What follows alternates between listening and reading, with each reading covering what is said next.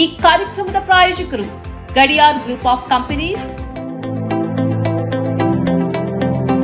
Gadiar Group of Companies, synonymous with excellence and innovation, stands as your dynamic partner for progress.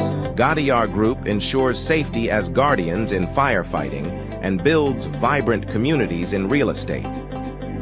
Building tomorrow, today.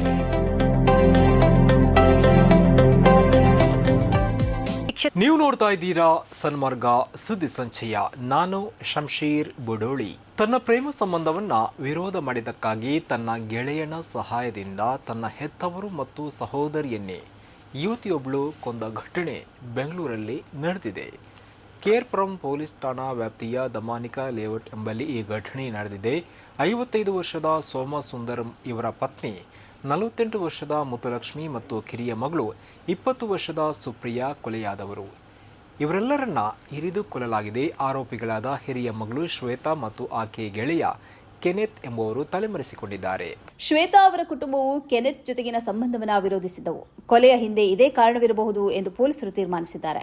Shweta ಸುಮಾರು 30 ಲಕ್ಷ ರೂಪಾಯಿ ಸಾಲ ಹೊಂದಿದ್ದರು ಎಂದು ಪೊಲೀಸರು ತಿಳಿಸಿದ್ದಾರೆ. ಈ ವಿಷಯವಾಗಿ ಕುಟುಂಬವು ಶ್ವೇತಾ ಜೊತೆ ಹಲವು ಬಾರಿ ಜಗಳವಾಡಿತ್ತು ಅಂತ ತಿಳಿದು ಬಂದಿದೆ. ಶ್ವೇತಾ ಮತ್ತು ಕೆನೆತ್ ಮನೆಗೆ ಬಂದಾಗ ತಾಯಿ ಮಾತ್ರ ಮನೆಯಲ್ಲಿದ್ದರು.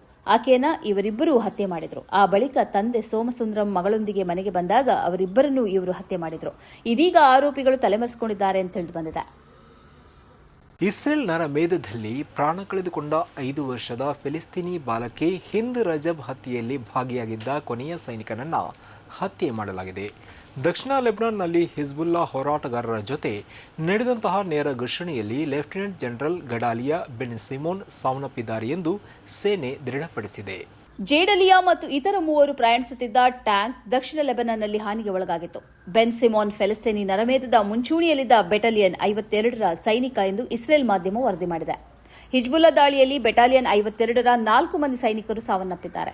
ಗಾಜಾದಲ್ಲಿ ಇಸ್ರೇಲ್ ಸೇನೆ ತೋರಿಸಿದ ಕ್ರೌರ್ಯದ ಬಗ್ಗೆ ಹಿಂದ್ ರಜಬ್ ಹತ್ಯೆಯು ಜಾಗತಿಕ ಚರ್ಚೆಗೆ ಒಳಗಾಗಿತ್ತು. 2024 ಜನವರಿ 29ರಂದು ಈ ಘಟನೆ ನಡೆಯಿತು. ಇಸ್ರೇಲ್ ಸೇನೆ ಸ್ಥಳಾಂತರಿಸಲು ಎಚ್ಚರಿಕೆ ನೀಡಿದ ನಂತರ ಜನರು ಗಾಜಾ ನಗರದ ಪಶ್ಚಿಮ ಪ್ರದೇಶಗಳಿಂದ ಸ್ಥಳಾಂತರಗೊಳ್ಳುತ್ತಿದ್ದರು. ಹಿಂದ್ ಸುಮಾರು 5 ಸಂಬಂಧಿಕರೊಂದಿಗೆ ಪ್ರಯಾಣಿಸುತ್ತಿದ್ದರು. ಪ್ರಯಾಣದ ಸಮಯದಲ್ಲಿ ಇಸ್ರೇಲ್ ಸೇನೆಯ ಬೆಟಾಲಿಯನ್ 52 ಅವರನ್ನ ತಡೆದು ಕಾರಿನ ಮೇಲೆ ಗುಂಡು ಹಾರಿಸಿತು. ಕಾರ್ನಲ್ಲಿದ್ದವರು ಸಹಾಯಕ್ಕಾಗಿ ತಮ್ಮ ಸಂಬಂಧಿಕರಿಗೆ ಫೋನ್ನಲ್ಲಿ ಕರೆ ಮಾಡಿದ್ರು. ಅವರು ಫೆಲಿಸ್ತೀನ್ ರೆಡ್ ಕ್ರೆಸೆಂಟ್ ಅನ್ನು ಸಂಪರ್ಕಿಸಿದ್ರು.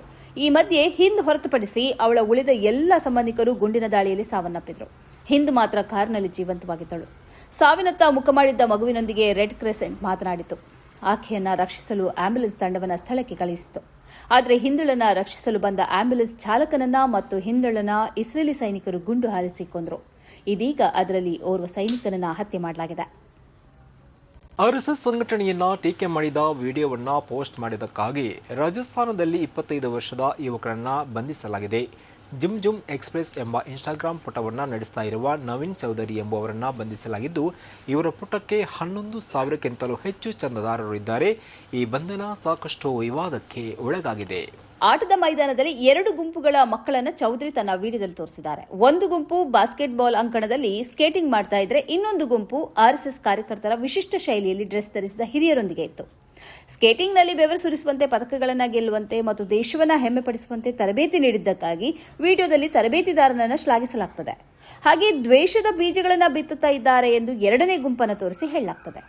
ಇದರ ಬೆನ್ನಿಗೆ ಸೈಬರ್ ಪೊಲೀಸರು ವಿಡಿಯೋವನ್ನು ಅಳಿಸಲು ಒತ್ತಡ ಹೇರಿದ್ದಾರೆ ಎಂದು ಚೌಧರಿ ಆರೋಪಿಸಿದ್ದಾರೆ.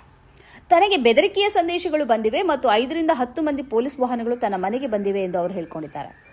ಯಾವುದೇ ಮೂಲಭೂತ ಸೌಲಭ್ಯಗಳಿಲ್ಲದ ಸೆಲ್ಲಲ್ಲಿ ನನ್ನನ್ನು ಬಂಧಿಸಿಡಲಾಗಿತ್ತು ಎಂದು ಚೌಧರಿ ಅವರು ಆರೋಪಿಸಿದ್ದಾರೆ. ಮರುದಿನ ಅವರನ್ನು ಬಿಡುಗಡೆ ಮಾಡಲಾಗಿದೆ. ಆದರೆ ಪೊಲೀಸ್ ಠಾಣಾಧಿಕಾರಿ ಶ್ರವಣ್ ಕುಮಾರ್ ಅವರು ಹಲ್ಲೆ ಆರೋಪವನ್ನು ನಿರಾಕರಿಸಿದ್ದಾರೆ.